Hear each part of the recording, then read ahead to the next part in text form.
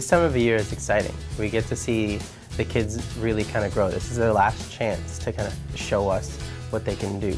It doesn't matter who it is. Every child kind of grows and surprises you in their own little special ways. If I get to know them and they feel like I'm with them and working with them, then I feel like that's where the growth is. They work hard for me, and then in turn they develop behavior habits that are good for them. Marlon takes those kids on as his own. He loves every last one of them.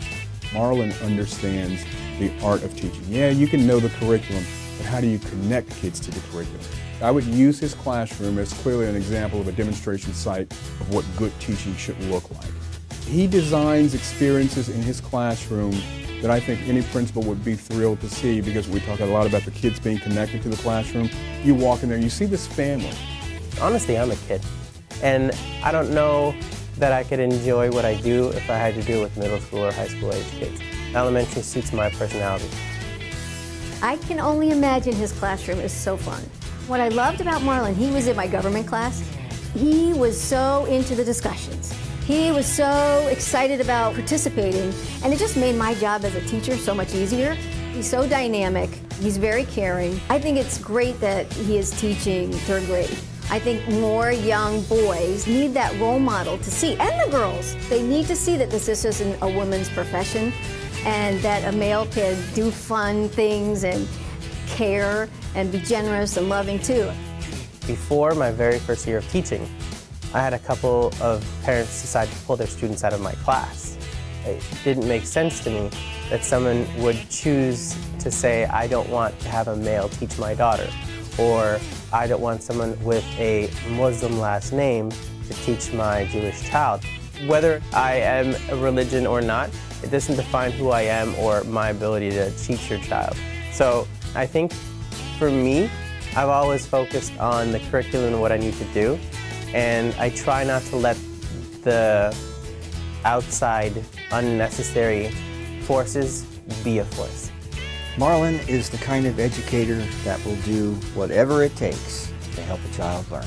I met Marlon about 3 years ago. He was a teacher on a team of 4 from Cedar Lane Elementary School. His principal came with 3 teachers. He was one of them. And they attended a teacher leadership series that we had put together. Marlon was just one of the people in the group, but I noticed right off the bat how the people on the team would always turn to Marlon. I don't know if it's people getting excited about me feeling excited that they latch onto, but I like to think that people who are of the same mindset that want to make change, people that see possibilities, help me realize that my thoughts have value and are creative, and I have things I want to do and can do, and realize now I've been given the power to make changes. Marlon actually serves as the team leader for his third grade collaborative learning team. He is a natural born leader. He has a skill set that needs to be shared. I think he really wants to influence the profession as a whole, and sometimes feels like he can't do that within the confines of the classroom. I told myself I'm going to teach for 30 years, retire, and maybe get into politics. But now I'm realizing that I'm kind of limited. My scope, my reach is only so far. And so I think my goals have now shifted a little bit.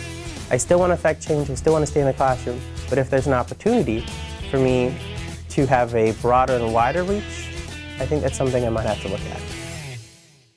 This year, I had something embarrassing happen. We were outside playing on the kickball field. One of the kids kicked the ball really high, and of course, my competitive side came out, and so of course I'm going to go to try to catch it. My mistake, I kind of ran backwards, saw a child, and instead of trying to fall on the child, I tried to flip over him, ended up half landing on him, half landing on my back. It was awful. I think my legs were in the air, my head's on the ground, there's dust flying over, so I came out really dusty and felt a little silly. But at the end of the day, it was kind of fun.